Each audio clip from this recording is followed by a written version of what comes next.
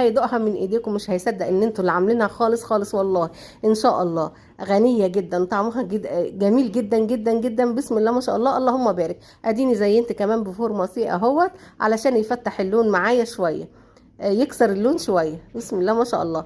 تيجوا بقى نجرب كده. بسم الله ما شاء الله. وشفتوها ما كانت طالعه من الفرن كانت اسفنجيه خالص ازاي. انا كنت حطيتها في التلاجة شويه بس ما قعدتش المده طويله يعني الكافيه في التلاجة علشان خاطر تبرد. بسم الله ما شاء الله، اللهم بارك. كانت لسه دافيانه في نسبه دفى شويه. اللهم صل وسلم وبارك على سيدنا محمد. هنا بقى حتى فرفت فيها شويه بس كان طعمها تحفة تحفة تحفة. بسم الله ما شاء الله. يلا حبايبي اللي وصل لحد هنا ما ينساش اللايك والشير والاشتراك في القناة عشان يوصلكم مني كل فيديو جديد، واستنوني فيديوهات احسن واحسن ان شاء الله. استودعكم الله التي لا تضيع ودائعه، والسلام عليكم ورحمة الله وبركاته.